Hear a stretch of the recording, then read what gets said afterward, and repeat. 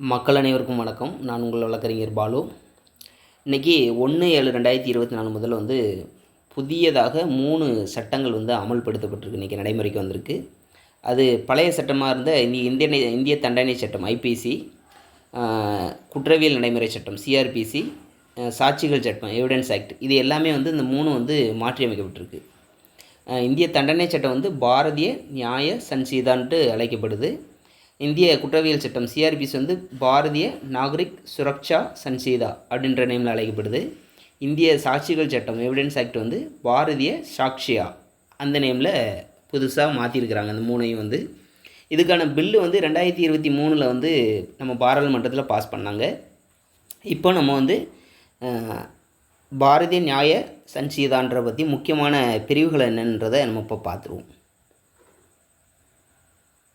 இது பழைய ஐபிசிக்கும் இப்போ இருக்கக்கூடிய பிஎன்எஸ் இது என்னென்ன செக்ஷன்ஸ் மாறி இருக்குது, அதோடைய ஹெட்டிங் என்னென்ன தலைப்பு அப்படின்றத பற்றி கொடுத்துருக்கோம். இதை எடுத்து நோட் பண்ணி வச்சுக்கோங்க. இப்போ இனிமேல் பிஎன்எஸ் தான் நடைமுறையில் இருக்கும், ஐபிசி நடைமுறையில் இல்லை.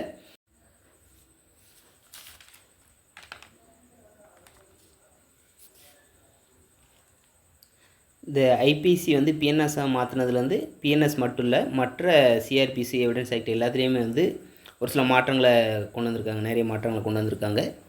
அதாவது சிஆர்பிசியில் குற்றவியல் வழக்குகளில் 60 நாட்களுக்குள்ளே குற்றப்பத்திரிகை தாக்கல் செய்யணும் அப்படின்னு சொல்லி வந்திருக்கு. சார்ஜ் ஷீட் 60 நாளில் தாக்கல் செய்து விசாரணை முடிந்த 45 நாட்களுக்குள்ளே தீர்ப்பு வழங்கப்பட வேண்டும். அதுக்கப்புறம் நீதிமன்றங்கள் தேவையில்லாமல் வழக்கு ஒத்தி வைக்கக்கூடாது, வாய்தான்னு கொடுக்கக்கூடாது அப்படின்னு சொல்லியிருக்காங்க. சாட்சிகளை பாதுகாக்க வேண்டியது அனைத்து மாநில அரசுக்கும் பொறுப்பேற்க வேண்டும்.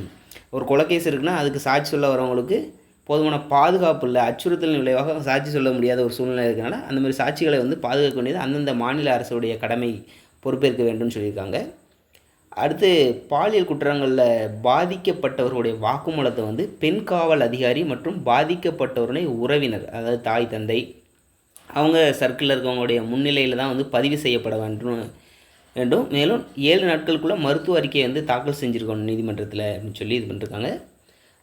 குழந்தையை வாங்குவதும் விற்பதும் கடுமையான தண்டனைக்குரிய குற்றம்.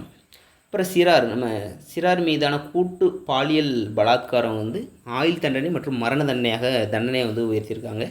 கும்பலாக சேர்ந்து கொலை பண்ணுறோம் இல்லை வன்கொடுமை செய்கிறோம், அது பழைய ஐபிசியில் 7 வருஷமாக இருந்த தண்டனை இப்போ மரண தண்டனையாக சட்டத்திருத்தம் செய்யப்பட்டிருக்கு.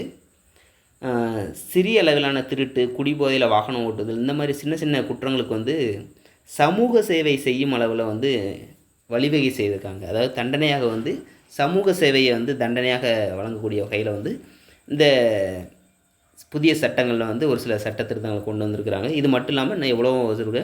இதுக்கு அடுத்தடுத்து வர வீடியோவில் அதை பற்றி பார்ப்போம். நன்றி, வணக்கம்.